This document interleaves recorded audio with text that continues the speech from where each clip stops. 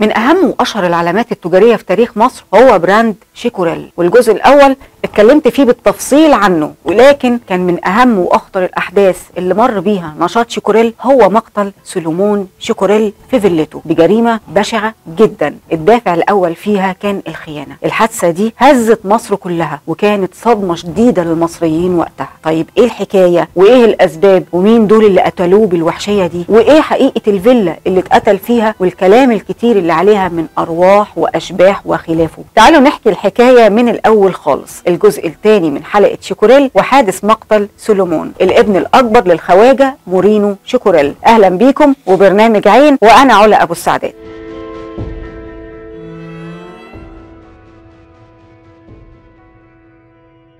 في مارس سنة 1927 المصريين صحيوا على صدمة إن رجل الأعمال سولومون شيكوريل اتقتل في فيلته من 4 أجانب بطريقة كلها خسة وندالة، والدافع هو الخيانة. فالدنيا قامت وما قعدتش. طبعا رجل أعمال غني والابن الأكبر لمؤسس أهم نشاط تجاري في مصر وقتها، وليه علاقات مع عائلة الملك وأهم ناس في الدولة، وأخوه كمان سلفاتور كان رئيس الجالية اليهودية في مصر، يعني شخص مش عادي أبدا. في 10 شارع سريلانكا بالزمالك فيلا كان ساكن فيها التاجر ورجل الاعمال الغني سولومون شيكوريل مع زوجته واولاده. كان معروف عن سولومون انه طيب ومتسامح وكريم قوي مع الشغالين بتوعه، وده كان سبب في طمع سواق كان شغال عنده اسمه أنستي خريستو، وكان يوناني الجنسية. والصراحة خريستو ما كانش ملتزم خالص وكان بيسرق حاجات من البيت كتير. فالخواجة سولومون اكتشف ان السواق اللي شغال عنده سلوكه مش تمام وخطر انه يستنى في البيت، فطرده بعد 2 شهور بس من تعيينه عنده وشغل مكانه سواق تاني اسمه ادواردو وكان ايطالي الجنسية. فطبعا السواق القديم قال والله ما سيب حقي ابدا ولازم انتقم. السواق الجديد كان للحظ اللي مش تمام يعني صاحب السواق القديم خريستو، فاتفق مع صاحبه اللي هو السواق الجديد من حيث المبدأ انه ينتقم من سولومون شيكوريل، وطمعوا كمان انهم هيطلعوا بمصلحة حلوة قوي وهي المجوهرات والفلوس اللي في الفيلا. واستعانوا كمان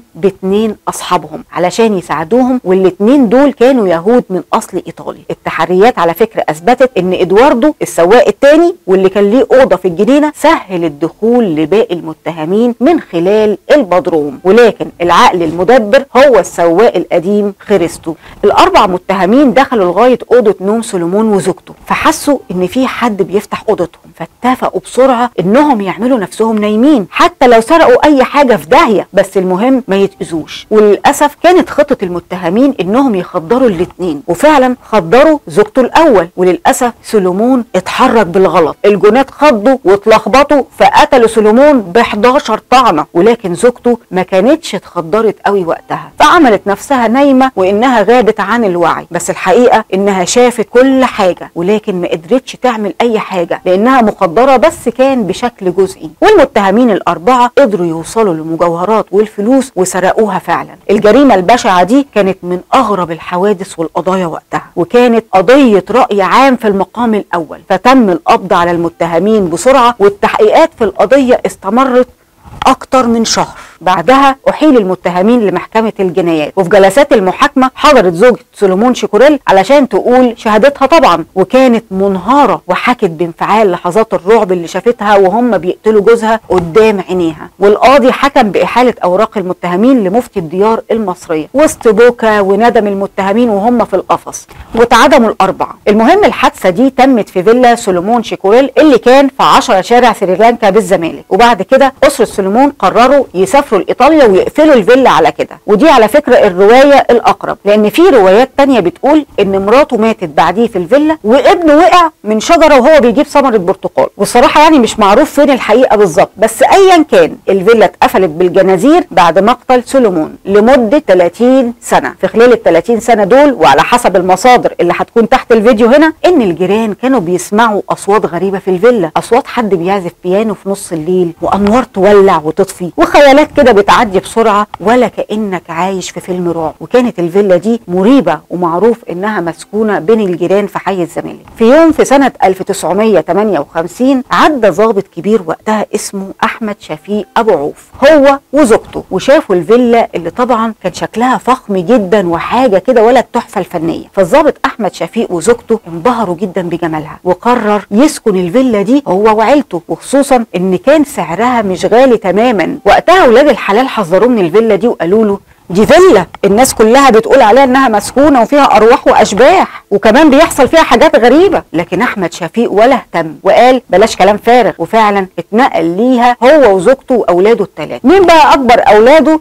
هو الفنان عزت ابو عوف الله يرحمه. وقتها كان طفل على فكره ما كملش 10 سنين، واخته الفنانه مها ابو عوف اللي كان عندها شهرين تقريبا. وحسب المصادر واللقاءات الكتير اللي عملها الفنان عزت ابو عوف واخته كمان مها ابو عوف، سواء كان لقاء تلفزيوني او صحفي، قال انهم لما اتنقلوا الفيلا كانوا فرحانين جدا جدا، ويا دوب استقروا وابتدوا حياتهم فيها لقوا حاجات غريبه بتحصل في الفيلا دي. واول واحده حست بالحاجات دي هي زوجة احمد شفيق، او يعني ايه الام.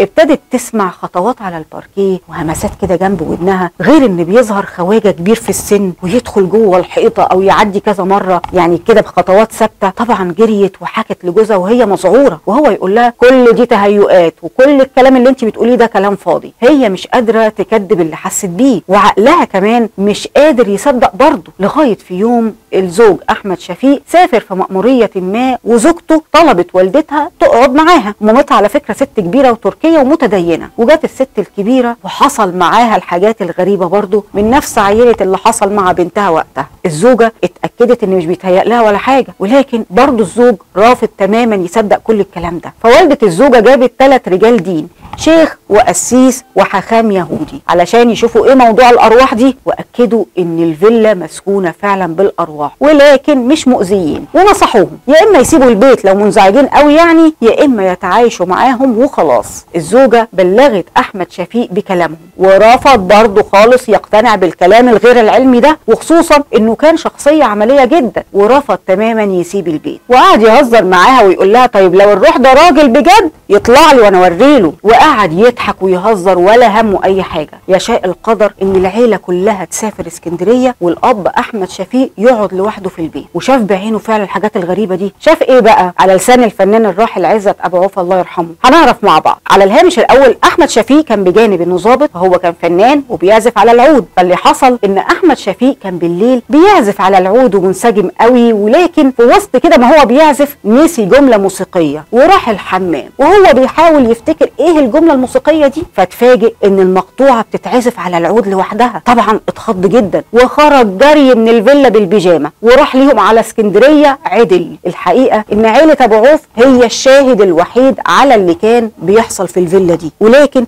كان في شهاده بعض الفنانين باللي حصل، زي الفنانه مثلا يسرا اللي كانت قعدت مع صديقتها مها ابو عوف في اوضتها وشافت برضو اللي بيحصل في الفيلا، وظهور شخص شبه الخواجه ورايح جاي قدامها. ومها ابو عوف وقتها قالت لها نامي نامي يا شيخه ما تقلقيش، ده روح الخواجه شكوريل بتتمشى في الطرقه وهو يا ستي مش مؤذي ولا حاجه. ولكن مؤذي ولا مش مؤذي، يا روح ما بعدك روح. جريت بره البيت وما دخلتهوش تاني، وده بشهادتها في لقاء من اللقاءات. عارفين الغريب في قصه فيلا شكوريل دي ايه؟ هو تعايش عيله ابو عوف في الفيلا لاكتر من 50 سنه، عاشوا مع الارواح والاشباح واتصاحبوا على الحاجات الغريبه دي وبقوا اسره في قلب بعضيهم. المهم تمر الايام والسنين والفيلا يتم هدمها واتبنت مكانها سفاره لدوله اجنبيه، وباقي عيله ابو عوف سكنوا في مكان تاني. قصه فيلا شكوريل انا جمعتها من لقاءات الفنان عزت ابو عوف ومها ابو عوف الله يرحمهم، ودي شهادتهم هم والكلام اللي قالوه. لكن هل كانت الفيلا مسكونه فعلا بالارواح ولا اللي حصل ده كان مجرد خيال وايحاءات كده وخلاص؟ الاجابه حاسبها لكم انتم. وخلصت حكايتنا والجزء الثاني من حلقه شكوريل. فيلا الرعب الاكبر عيله اسست لنشاط تجاري في مصر وهي عيله شكوريل، وحاسب لكم الجزء الاول في الكومنتات تحت مع المصادر. الله يرحم كل من خدم الوطن في كل زمان ومكان. شكرا ليكم، كنت معاكم علا ابو السعدات وبرنامج عين.